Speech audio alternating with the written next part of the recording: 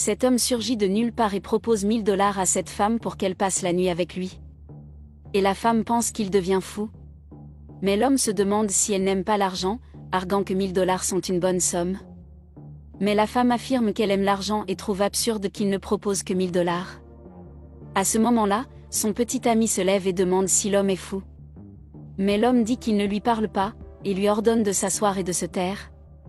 Il s'adresse ensuite à nouveau à la femme en lui disant que pour lui l'argent n'est pas un problème et qu'il peut lui donner 1 000 $ de plus. La femme estime qu'elle va déjà mieux, mais pense que le montant est encore trop faible. L'homme lui demande si elle va passer la nuit avec lui, et lui dit qu'il y a beaucoup plus là d'où vient cet argent. La femme veut savoir où elle sera emmenée, et l'homme répond qu'il l'emmènera dans les meilleurs hôtels de la ville, et insiste pour qu'elle l'accompagne. Sans hésiter, elle se lève pour partir avec cet homme mystérieux, mais son petit ami l'interrompt et lui demande si elle devient folle, et pense même qu'elle joue avec lui. Mais la femme ne veut pas rester avec lui, prétendant qu'il est trop pauvre. Il essaie d'argumenter en disant qu'ils ont déjà 4 ans de vie commune, et qu'il ne comprend pas pourquoi sa petite amie le quitterait pour une somme d'argent. Mais la femme ne se soucie pas de ses arguments, elle dit seulement qu'elle espère qu'il sera très heureux, car maintenant elle a trouvé un homme de sa taille. Et elle part sans se retourner. À l'hôtel, elle finit par tomber sur la femme de ménage et la traite de femme affamée, lui demandant si elle ne regarde pas où elle va. La femme de chambre s'excuse et prétend qu'elle ne l'a pas vue passer.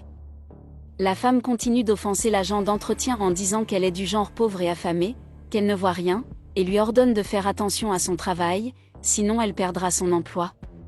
L'homme est d'accord avec la femme et dit que si la bonne ne fait pas les choses correctement, ce sera son dernier emploi.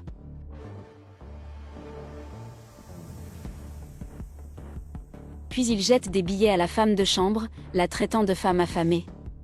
Cela fait rire la femme, et elle appelle immédiatement l'homme à sortir de là.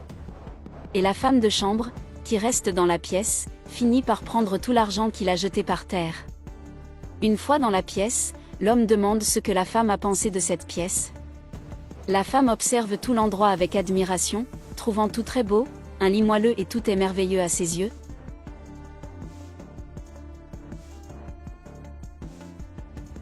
Puis elle le tire dans l'intention de l'embrasser, mais l'homme l'interrompt parce que son téléphone se met à sonner. Il lui demande d'attendre un moment, car il doit prendre cet appel de toute urgence. Et elle s'allonge en pensant que maintenant elle a enfin tout ce qu'elle mérite. Et l'homme est toujours sur son téléphone portable pour s'occuper de son appel urgent. Pendant ce temps, la femme est dans la chambre à coucher et se dit qu'elle a maintenant tout ce dont elle a besoin, un homme qu'elle mérite, qui lui donnera tout ce dont elle a besoin. Elle pense qu'il n'est pas comme son ancien petit ami, qui était pauvre et n'attendait qu'un futur héritage, et elle a dû attendre que son père meure pour recevoir l'argent de l'héritage. Mais maintenant tout va mieux, car elle a enfin trouvé quelqu'un de riche comme elle le souhaitait, croyant que sa chance a enfin tourné. Elle n'arrivait pas à croire que ça lui arrivait, c'était comme un rêve.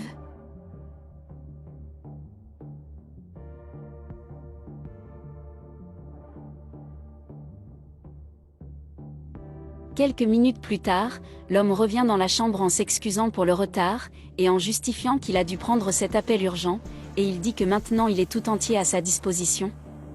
Et la femme veut juste savoir quand il va lui donner ce qu'il a promis, et l'homme répond qu'il ne le donnera que lorsqu'elle sera sienne.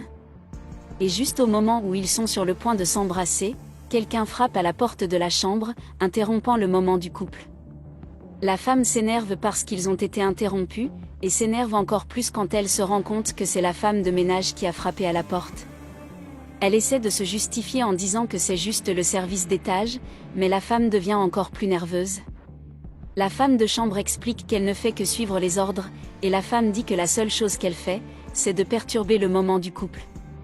La femme de chambre dit qu'elle va juste laisser le plateau avant de se mettre au travail, mais la femme lui arrache le plateau des mains et jette son contenu sur la femme de chambre, peu après lui avoir ordonné de faire son travail et de nettoyer le désordre. Elle ordonne à la femme de ménage d'essuyer le sol avec sa bouche, et le couple continue de rire et de débaucher la journalière pendant qu'elle essuie le sol avec sa bouche. Elle se sent tue par toute la situation, et part très honteuse et embarrassée par ce qu'elle a vécu. La femme la traite de ridicule qu'elle a eu ce qu'elle méritait, puis elle ferme la porte de la chambre et retourne parler à l'homme. Elle dit qu'elle ne sait pas pourquoi il engage ce genre de femmes de chambre, et l'homme répond qu'elles sont toutes incompétentes. Mais la femme change déjà de sujet, voulant reprendre là où il s'était arrêté, mais l'homme lui demande de rester calme, affirmant que cette nuit sera inoubliable, mais qu'il a encore une surprise pour elle. Elle est sûre que leur nuit sera inoubliable, elle n'en doute pas. L'homme en profite pour lui demander pourquoi elle était avec son ancien petit ami. Et la femme répond qu'il ne lui était d'aucune utilité, et qu'il attendait simplement que son père décède, car il a un héritage, mais que cet homme est apparu dans sa vie et qu'elle n'avait aucune raison d'attendre. Elle lui dit qu'en vérité elle n'a jamais aimé son ex-petit ami, qu'elle voulait seulement s'enrichir au détriment de l'héritage qu'il devait recevoir de son père. L'homme demande alors comment ce sera avec lui, et la femme répond que tant qu'il lui donnera tout ce qu'elle veut, elle sera toujours à lui. Et l'homme lui dit de rester avec lui, et il lui donnera le monde. La femme pense simplement qu'elle a eu beaucoup de chance de le rencontrer, et qu'elle a eu encore plus de chance de larguer son pauvre petit ami. Puis son ex-petit ami, qui écoutait tout, lui dit d'arrêter, prétendant qu'il a déjà entendu toutes les choses absurdes qu'il pourrait entendre d'elle. Et la femme est totalement confuse, ne comprenant pas comment il sait qu'elle est là. Puis il lui tend de l'argent, en disant que son service a déjà été payé. Elle ne comprend toujours pas ce qui se passe là, et l'homme lui dit qu'il est en fait un acteur qui a été engagé par son ex-petit ami pour découvrir qui elle est vraiment. Et à la lumière de tout ce qu'ils ont vu là-bas, ils se rendent compte qu'elle n'est pas une femme digne de pouvoir l'épouser. La femme est embarrassée et demande qu'il ne se marie qu'après qu'il ait reçu l'héritage. Le petit ami confirme cette information, mais révèle qu'il l'a entendu parler à ses amis, qu'elle ne l'épouserait que pour l'héritage, et la femme sombre dans le désespoir en le suppliant de lui pardonner. Il dit ensuite que son père n'a pas attendu qu'il décède pour lui donner l'héritage, mais qu'il s'est rendu compte qu'elle n'en valait pas la peine. Elle tente de s'expliquer, lui demande de lui pardonner et insiste pour qu'il puisse parler de ce qui s'est passé.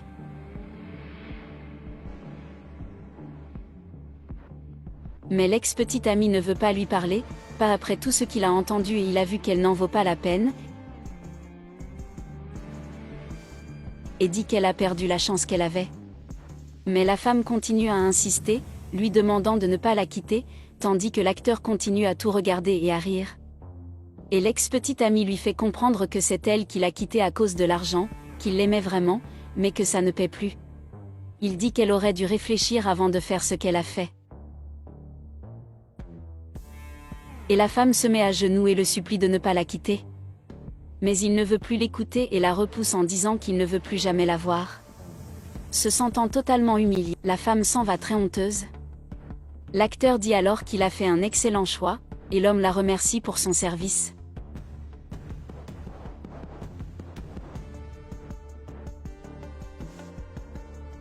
Quelque temps plus tard, la femme balaie le trottoir lorsque son ex-petit ami la retrouve, ils sont surpris par les retrouvailles après si longtemps sans se voir.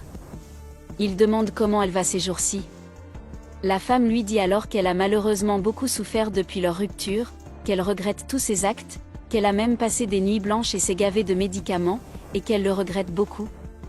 Elle raconte toute son histoire, assez triste, et déclare à plusieurs reprises qu'elle regrette ce qu'elle lui a fait. Mais l'homme n'est pas rancunier et lui dit qu'elle peut mettre cela derrière elle, car c'est passé, qu'il lui souhaite d'être très heureuse et qu'elle peut continuer son chemin en paix. Puis une femme l'aborde en lui disant qu'elle est prête, et elle découvre que son ex-petit ami est maintenant marié et que sa femme est une personne merveilleuse. Puis la femme l'appelle pour qu'ils partent rapidement, car ils sont déjà en retard pour leur rendez-vous. Pendant qu'ils marchent, la femme ne cesse de regarder le couple s'embrasser.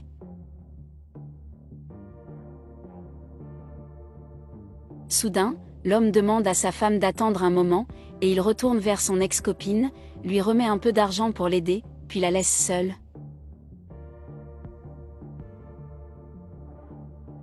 Et elle pleure en regrettant tout ce qu'elle a fait.